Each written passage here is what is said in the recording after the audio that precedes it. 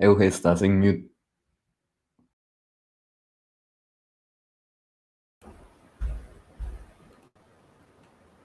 Buenas tardes, bienvenidos a esta conferencia de Expo Construir Latam 2020.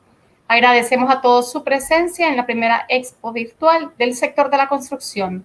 La siguiente charla estará a cargo de Eduardo Pizarro, de Arquitectura y Diseño Urbano, quien desde Brasil se conecta hoy con nosotros para hablar acerca de Repensando las Favelas, un simple cambio hacia futuros sostenibles, conferencia que se inserta en el track temático de Arquitectura y Construcción Sostenible. Antes de iniciar con la conferencia, déjenme contarles que Eduardo Pizarro es arquitecto y diseñador urbano con sede en Sao Paulo, Brasil. Eduardo Pizarro tiene una maestría y un doctorado conferido por Facades y ya ha desarrollado investigaciones en el Colegio de Graduados de la Asociación de Arquitectura en Londres. Actualmente, Eduardo es embajador de la Fundación Facades y profesor de diseño ambiental y urbano.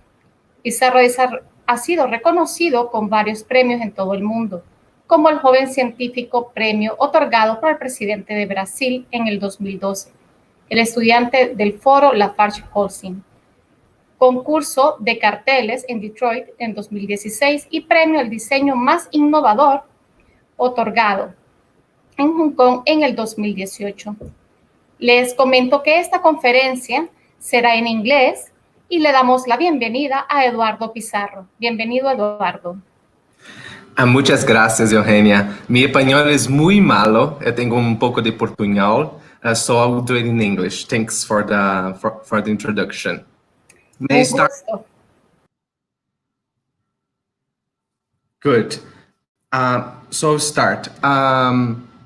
First of all, thanks for the invitation. It's a great pleasure to be here with you tonight or this afternoon, depending on the time zone, sharing a little bit of my process. So just to give a little background, I'm going to share with you today my experience, my process tackling informal settlements in South America, actually in Sao Paulo, Brazil. And what happened is when I approach these questions, the first questions that come to my mind are how to guarantee environmental rights for the poor, how to guarantee feasibility, and how to guarantee repeatability. I'm going to illustrate that through the case of Paraisópolis favela, which is the second largest in the city of Sao Paulo, Brazil. It's like this. It's 100,000 inhabitants. It's basically a self-built neighborhood just beside upper-class neighborhood, Morumbi. So I start all of the problematic taking the favelas as a consolidated reality. What does that mean? It means that we cannot simply set the favelas apart. We cannot vanish them. We have to discuss their reality. As architects, we need to design that reality. And in order to bring that to life, we need to promote the ideas, bringing to the construction of that. And in the end, we need to bring life to that spaces and the structures that we design. So when we look to Paraisópolis from the top, we see this. And when I first saw this picture, I took the decision to shift my approach towards Paraisópolis. Instead of looking or focusing on the buildings, these overlapped buildings, I took the decision to focus on the spaces in between the buildings. It means the urban voids, right? And why? Why do I shift from buildings to space in between buildings? Because I see the space in between buildings as latent opportunities.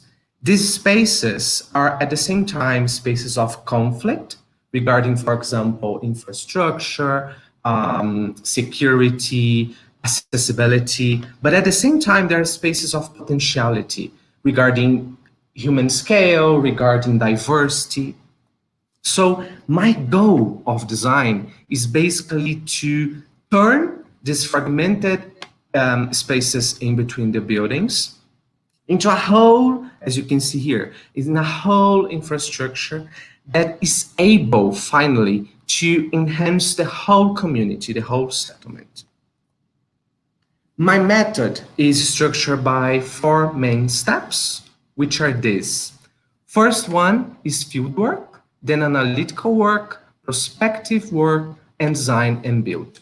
On field work, I'm searching on the ground for existing conflicts and potentialities. From these conflicts and potentialities, during the analytical work, I propose and simulate, I test scenarios of change based on that conflicts and potentialities. Selecting the best scenarios of change, I go to the further step, which is the prospective work, in which these scenarios are finally translated into guidelines and strategies of design. And by the end, going beyond research, I have the process of design and build going to reality, right? I go closer to reality. I'm now going to show you a little bit of the process in each one of these steps. During field work, I made several measurements, spot measurements, talked with people, took pictures, made drawings, trying to understand the existing structure. And what I found, I will always talk about 2 different scales, the urban scale and the domestic scale. In urban scale, the biggest outcome that I had during fieldwork was that the comparison between the spaces, the voids along the wider streets and the narrow alleys. What happens here? In the voids along the wider streets, we have overexposure to sun. These spaces are overcrowded with cars, so there's no space, proper space for people. What happens is this space, this void, is not thermally comfortable for people. It's not secure for people. So this space is not really a space for people to stay, for people to use. They are most of the time passing by this space. On the other hand, in opposition to the streets, we have the alleys. What do we have here? We have an environment which is much more comfortable thermally. It's in human scale, so you're not insecure about cars passing around you, but it's not perfect. Can you imagine if you live in this house and the single window that you have is facing this space with no light, with no ventilation, right? So this is the biggest outcome of the fieldwork in urban scale, comparison between the wider streets and the alleys. And when we look at the domestic scale, what's the biggest problem? The biggest problem relies on the materials and compounds used in the constructions in the favela. So there are 2 main villains on the favela, talking about materials for the constructions. The roofs that collect all the sun during a hot summer day, and this heat that goes inside the houses cannot be released to outdoors because of the windows, which are poor, very poor designed. They don't really help to ventilate the space. As a result, what do we have here? In the domestic scale, I made some measurements in Paraisopolis. These 2 lines, they compare the temperature externally and internally, right? What we see here, the internal temperatures are around 4 degrees Celsius higher than the outdoor temperatures. This is too bad. Because of what? Because of the poor materials and compounds replicated in the favela. From these conflicts and potentialities in both scales, I go to analytical work in which in urban scale, I start experiencing the redesign of these spaces in between buildings based on sunlight, which is this example, very brief example, and also regarding ventilation. So how do I redesign these spaces in order to allow the wind to flow or to allow daylight and sunlight to reach different spaces? And you remember this graphic I just showed you? Regarding the the domestic scale for analytical work, I made several simulations of how to enhance the thermal quality, the thermal conditions inside the houses in the favela. So the best scenario that I found is this line, which shows an indoor temperature much closer to the external temperature, which is much better. And what is this strategy? This strategy was to take a home and replace one facade, one existing facade, for a new facade, 100% ventilated and 100% shaded, right? So from these scenarios found on analytical work, I start in the prospective work to translate these scenarios into effective design and design guidelines and strategies. So I'm going to show you, there are many strategies. I'm going to show you highlighting two of them. The first of them is the strategy that intends to redesign the spaces in between the buildings, the urban void, in order to constitute them into a whole infrastructure of change. And this strategy relies on a very important topic, which is the dynamics of verticalization inside the favela. This dynamics of verticalization brings the potential that in the favela, in each floor of each building, we have a different ownership, different materials, different access, different function. So if I need to open space to bring sunlight or to bring ventilation, instead of taking over a whole building, I can play with these smaller units, the floors, not the building in general, right? And this is the concept that shows this plugins and add-ons concept. Of course, in order for me to make this kind of approach, this kind of intervention, I do need to reinforce the structure, adapt the services, but it's a more utopian way to think on how we could rethink, redesign, rebuild the spaces in between buildings, understood as spaces for people, as spaces for sun, for wind, and then to qualify the whole environment. And here I bring you a section and some zoom-ins of these sections to present you, to clarify how the redesign of the spaces in between buildings is based on the sunlight access and also the ventilation. So for example, you can see here, I propose these openings depending on the time of the year, the time of the day, to bring the sunlight closer to the dwellings. At the same time, they are protected. The same about the ventilation. So what happened is, let's say that before we had a building here, we have an indoor space here. Then we need to go there and we need to talk to this family and say, well, for us to provide this kind of sunlight access and also the ventilation, you are moving up in this new whole infrastructure in order to permit this kind of permeability. So we have a built mass, which is much more permeable, but it's a little bit higher, right, in number of floors. At the same time, of course, it's not just about environmental topics. It's also about keeping the social dynamics, which are very important to the favela, like the rooftop. It's very, very important. The fair. And this is an alley highlighting micro strategies that could be applied in a more infrastructural way to enhance the quality of life in these spaces as well. So different layers of these strategies, right? Zoom in, collecting water, how to deal with sewage, small equipments, temporary infrastructures, urban agriculture.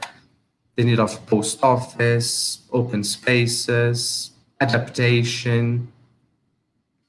So when we can talk about this after when we are making questions. I have the position that, of course, for me to have this kind of project built, we need to involve all the sectors, the public sector, private sector, community, of course, in first step, right?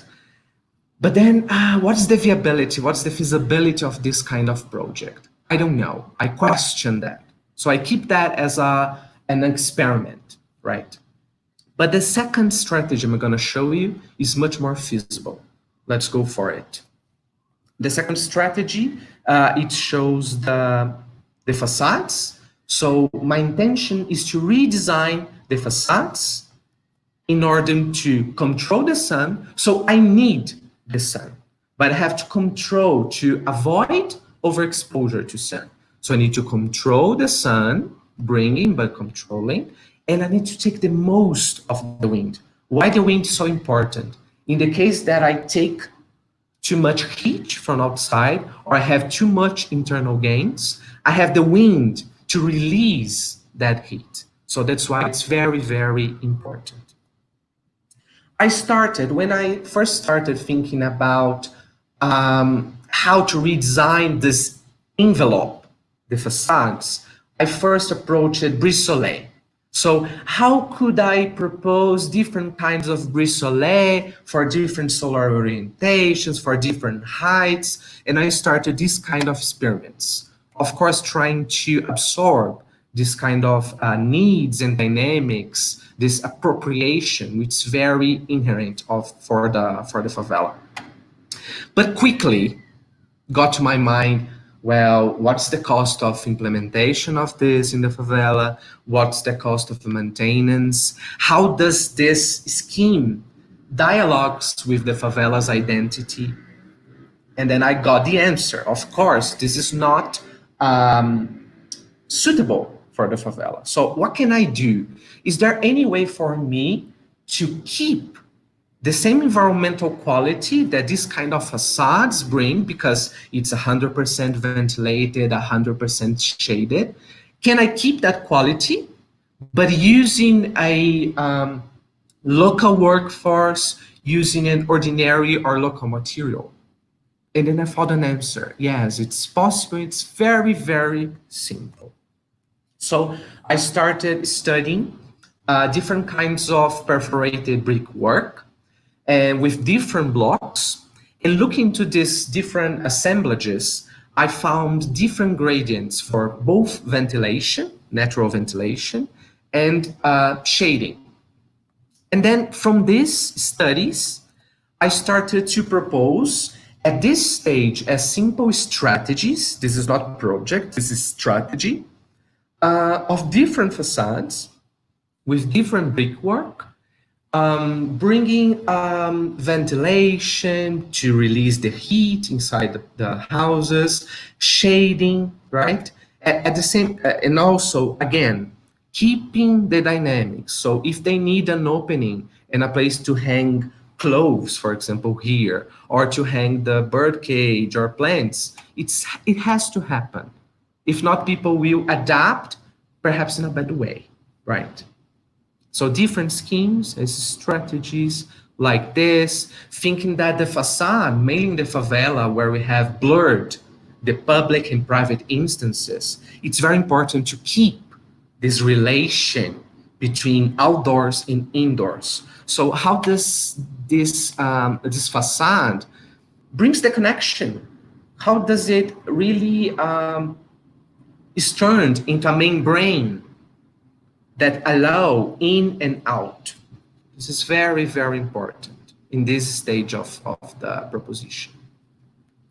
And here, if we imagine that people in the favela by themselves, different families, start to replace their own facades or to build new facades, following this knowledge, how would it be in 1 decade, 2 decades? So this is a scenario, like an alternative that I taught.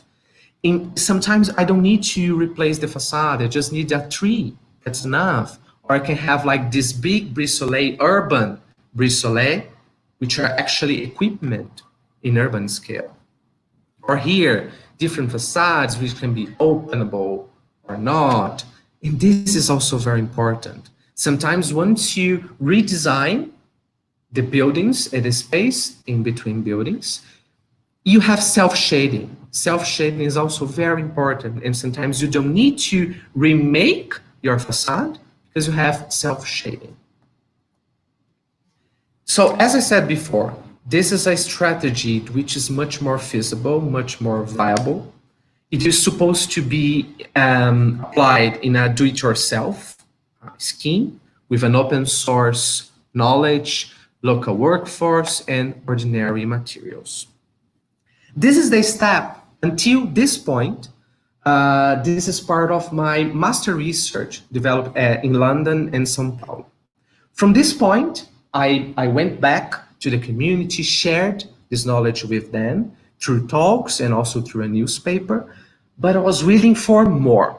But I didn't have the opportunity to really exchange these ideas with them or to see these ideas being implemented. Then, 1 year after, something like this, I got an invitation of the curator of the Sao Paulo Architecture Biennale to build, to implement, to apply some of these design strategies in Paraisópolis, in the favela. So this is the design and build a prototype. It started, this is like the current situation. You can see the different materials, the openings, the overlapping blocks, right? The importance of the rooftop. And here, this is an existing house. And on top of that, for the Biennale, I made, on top of this one, I made the proposition of this small pavilion. It's the verticalization of the existing house. And mainly, I keep the roof as a semi-open space with this light roof, painted white, up and down, ventilated, this semi-open facades, right? And also the plan is open, so they can use it as they want for hanging clothes or to hold in a party, a barbecue, whatever they need. So this is very simple. The most important thing about this design, this is much more close to design, the 3 different facades. So we have the northern facade, which is semi-open. You can see the roof, you can see the openings. This big opening is thought about a space as a space for people to hang clothes, hang plants, and whatever they want to. The northern facade is different from the western facade.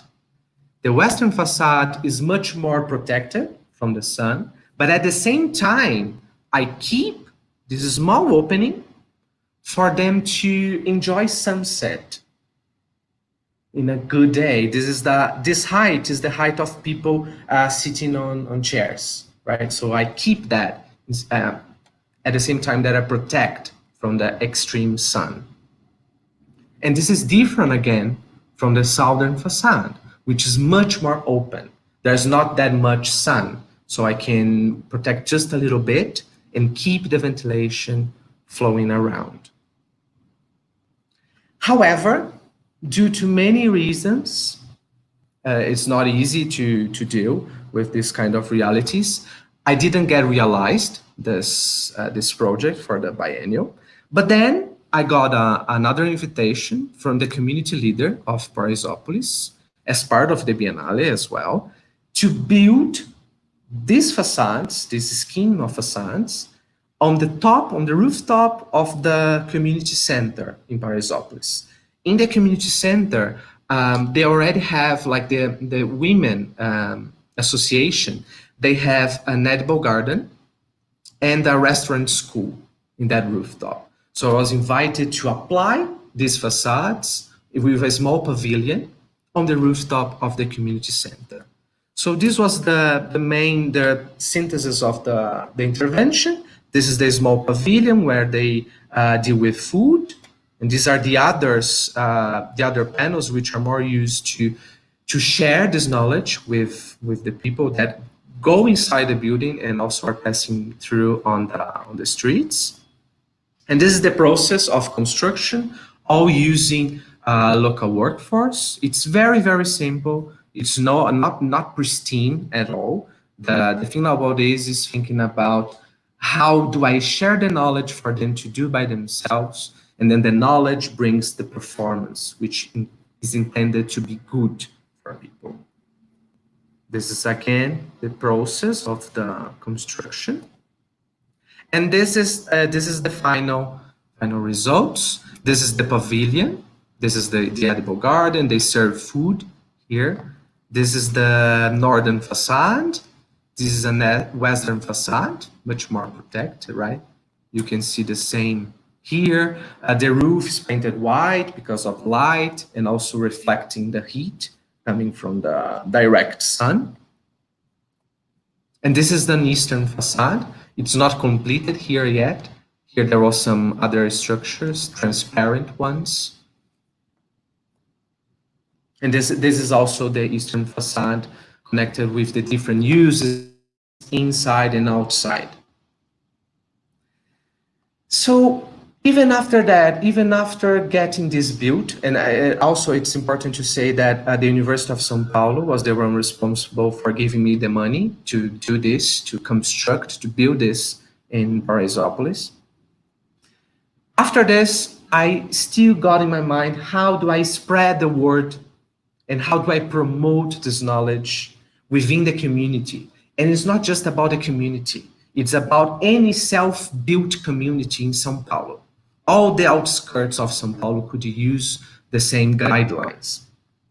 And then I made an option an idea that I got was to make some posters to be glued in public spaces to share this knowledge. So for example, this poster, I'm going to show you in detail. It shows for people how to build different facades, this perforated brick work, depending on the solar orientation of the facade.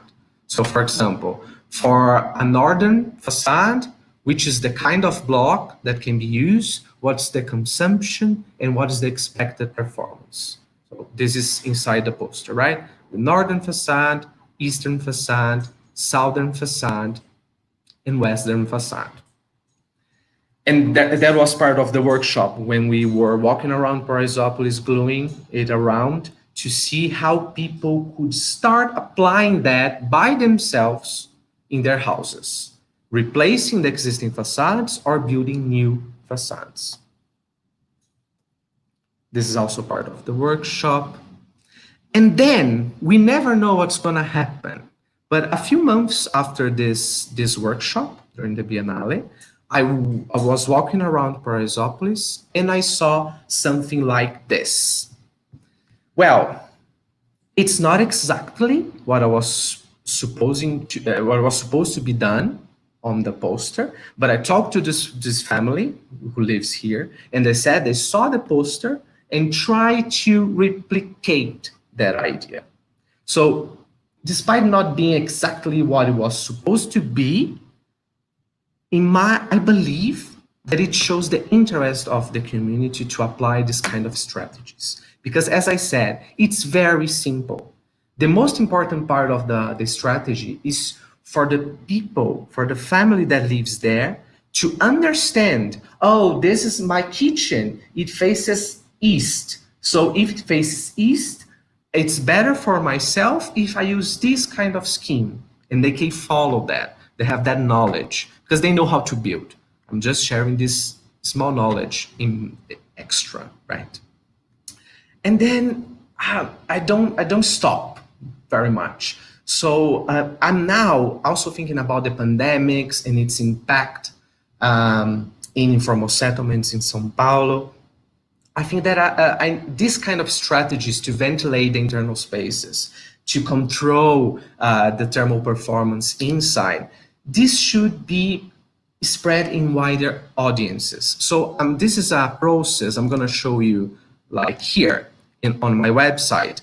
I'm starting to build this digital platform in which I share the same strategies. these strategies are thought to be understood in different topics. So for example, sun. So which are the main strategies for you to deal with sun? There was something here. So where is the sun? How to find where the sun is? What kind of facade is the best? The other topic, this is under construction. The other topic is light. And the last topic is wind. So where does the wind come from? And how can I provide enough ventilation for that internal space, right? So this is under construction. If you want to check it out in a few weeks or in a month, it's eduardopizarro.com. And going back to this,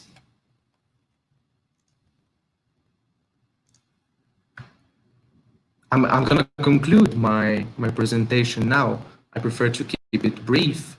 I'm just going to say that it's not easy to deal with this kind of reality and thinking about the pandemics, thinking about environmental quality, the environmental rights, what can be done for all of us, not for one separate from the other. It's not easy, but this is actually kind of a call for you all. We are all Latin America, so we share many conflicts, we share many potentialities. So how can we keep believing and thinking about new futures, sustainable futures, and of course, doing that together? So shall we try this? I hope so. I hope you are all excited to any one of you with your own projects, your own ideas, thinking about how to make a difference.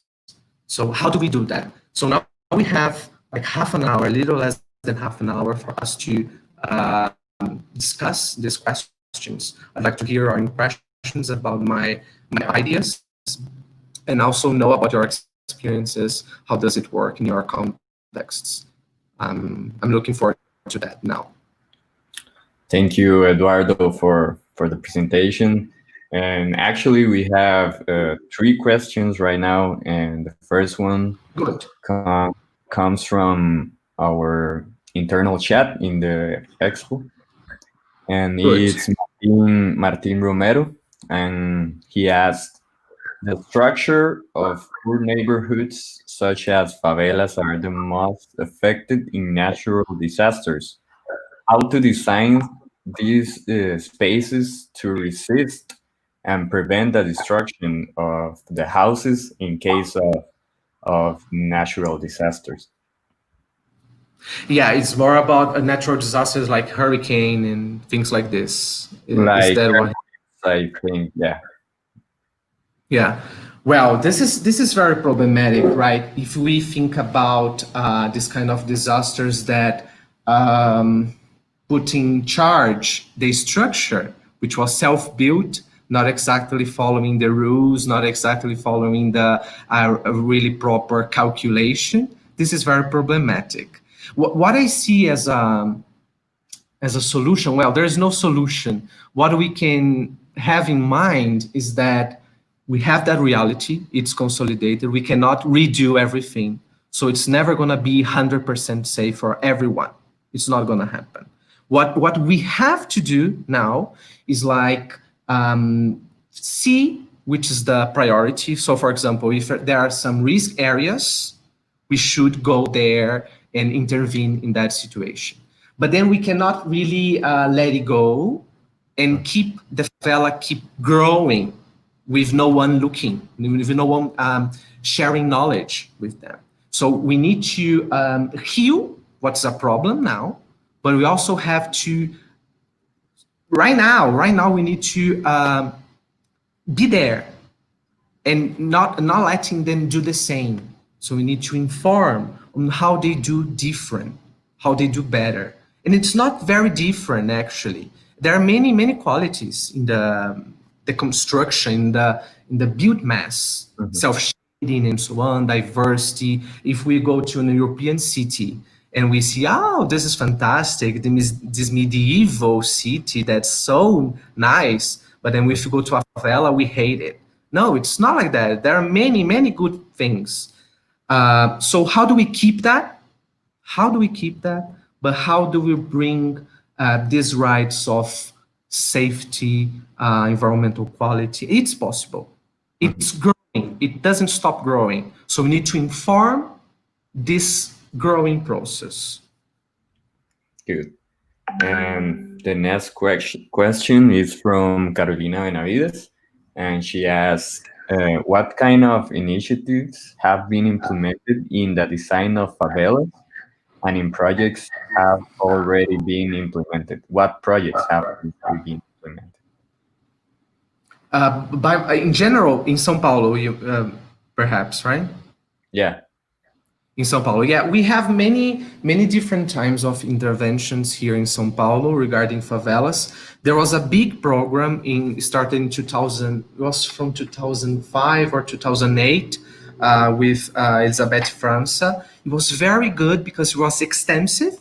They were dealing with many favelas around the city, and they were dealing first with risk. So if there were people, families in risk, they were removing that people and building housing for them.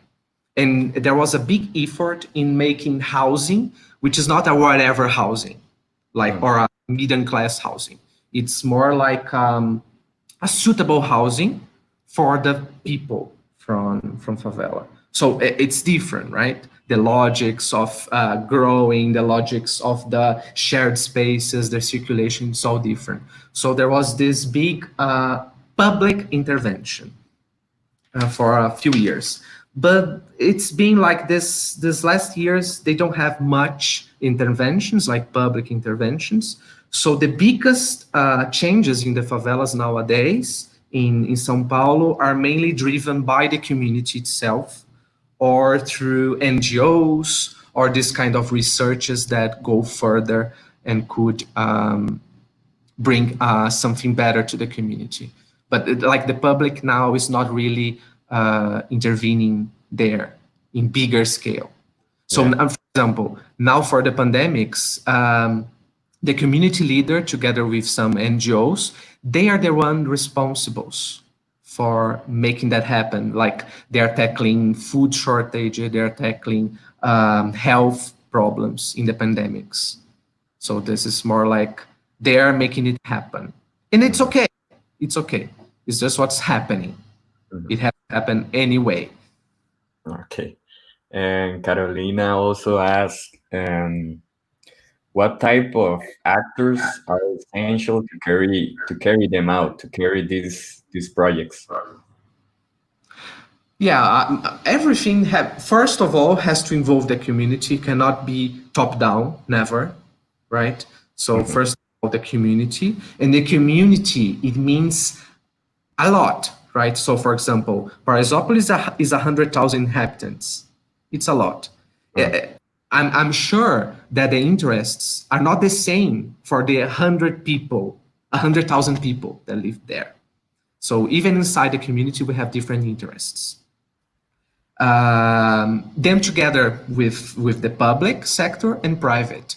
Like we have many, now in Sao Paulo, in Brazil, we have the PPPs, the private public programs, right? So this is the best way I see, because we need the policies. Of course, we need the policies. We cannot do the way we like or the way the private sector wants. But then we have the policies, have someone looking at the process. At the same time that we have the experts, we have the money coming from the private sector. It's not a problem. The things that is a little bit of a magic for you to make an equation in which everyone gains. So the community has to gain, the public sector has to gain, and the private sector has to gain. It's not a problem if the private sector gains. They need that, right? They wouldn't do that in a different manner. So it's important to have the three of them. And also, let's say the schools of architecture. We have many people having design ideas that don't really relate to reality because they are a part of that. So it's a fourth actor the universities. It's very important. We have that. It's kind of wide. Okay. And we also have Lourdes Santos, and she tells us that, hi, I'm an architecture student from Guatemala. I'm really impressed with the solution you came with. How did the first meeting with the community went? Did they accept the idea right away? This is a very good question, Lourdes. I'm gonna tell you a short story. I'll try to make it short. Long story short. The first time I met the community leader of Paraisópolis, he was very kind, very kind. And then I first approached him and I said, let's arrange a meeting in person. And then come to Paraisópolis and then we talk. Then I went to Paraisópolis in the community center, of course. And then first of all, he said to me, hey, be aware of one thing. I'm almost putting outside of the community center a sign saying bold, researchers are forbidden. We don't accept researchers. Why? Because people go there, people ask, people take pictures, people walk around. They feel like in a safari. Mm-hmm. Safari, looking animals, right? And it's not, should not be like that. And when they are done, they say, bye-bye. I hope God looks for you, right? And then I said, okay, I realized that. I don't know how, but I would like to do it differently. So during the whole process, I tried to keep in contact with them. I had some workshops with children to understand their expectations. And also this to share the strategies. To share the strategies and also build there, and I'll have this digital platform, are all kind of concerns that I have in my mind on how to share that. And it's important to say, it's very simple. It's very simple. I didn't make like a fantastic something new. It's simple, but I'd like to share with them. I think that's important for them to see that it's not more expensive to do a facade like that. Could be even cheaper because you're using the blocks. You don't need to buy a window that costs you, but at the same time is a poor window that doesn't really ventilate. So yeah, there's another fact that is interesting about for the Biennale, for the intervention in the Biennale. My first idea was to I got some money, and then I was looking for 4 different houses to replace 4 different facades with these perforated brick blocks. And then I started going to people and saying, I'm going to give you the design, I'm giving you the material, and I can also give you the workforce if you need. And they started saying no, they were refusing the offer. I said, why? I was not understanding that. Why is that? And then one of the families, the lady from the family told me, well, I paid for these blocks, which are there. I paid for the window. And despite being hot here, being uncomfortable inside, I'm not gonna replace it for something new that I don't really know if it's gonna work or not. So then I understood, and that's what I said before, I think on the first question, sometimes we cannot really intervene in what is done. The idea of replacing the facades doesn't look very feasible. But then we need to look at something that is growing, something that is being built. That's what I did when I looked for that other house for the verticalization. Yeah, the process is tough. It's tough, but it's very nice. I think it's our role. It's our role to do it. So are you continuing with this project? Are you still working on it, or are you trying different approaches? Yeah, now, this is something that I didn't really share because it's under construction. I'm telling you now, this digital platform is an effort to get these wider audiences, Because even having that prototype built, even having the posters, I think that's not enough yet. That's why I'm building that digital platform. And I believe that it would be easier to share that knowledge like that. But even like this, it depends on the communication. For example, the poster that I used, that I glued on the public spaces, I understood talking to people that they don't really knew. They didn't know the orientation. They didn't know where east was, where north was, where west was. So there are many other topics that we need to tackle in order for them to apply the strategies. So I'm trying to do that now in that digital platform, but it's still. Oh, okay. I lost you for a bit of the day. Okay. But it's okay. Yeah, we're back. Okay. Yeah, sometimes it glints. Yeah. Okay, and there's a lot of architects from Central America that probably are gonna watch this. So, what advice can you give them to improve these types of neighborhoods? Sorry, I didn't get it. What is? Could you repeat, please? Okay, yeah. There's like some architects right now watching this from different parts of Central America. So, what advice can you give them to start working and improve these types of neighborhoods? Like Yeah, favela. yeah.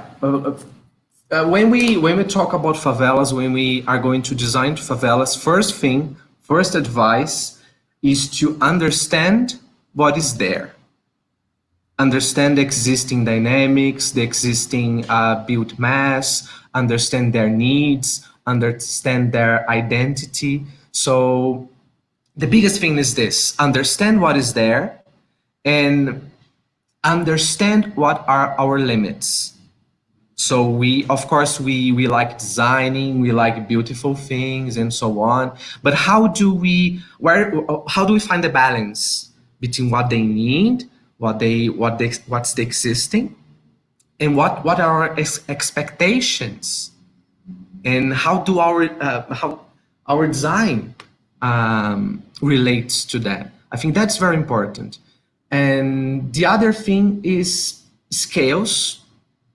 You cannot intervene in that kind of reality without merging scales from the urban to the domestic, inside, outside. It's everything very, very near. It's all intricated. We cannot like separate an object. And as I said, we need to believe it. You need to believe that that's there. Let's deal with it. How do we do that? What can we do? What are the steps to do that? How do we build the logics behind it? Or what are the actors? I think that's the biggest advice: to see what is there and to believe what you're doing, balance your expectations and theirs in first. Theirs are first, right? But how to meet yours and theirs. Perfect. And to make progress. Perfect. Well, I think that's it. Thank you very much, Eduardo, for your time and for the presentation. And yeah, I hope we'll see you next time and continue working Good. in different occasions. And good luck with the project too, with the digital project. So thank you very much. A todos, muchísimas gracias. Esta fue la presentación de Eduardo Pizarro. Les recuerdo que pueden ver, si apenas se acaban de conectar, pueden ver esta presentación en la biblioteca de video. Ahí va a estar guardada. Así que los invito, acérquense a que la sintonicen y que puedan obtener este conocimiento de provecho. Eduardo, thank you very much and hope you stay well, stay safe in Brazil.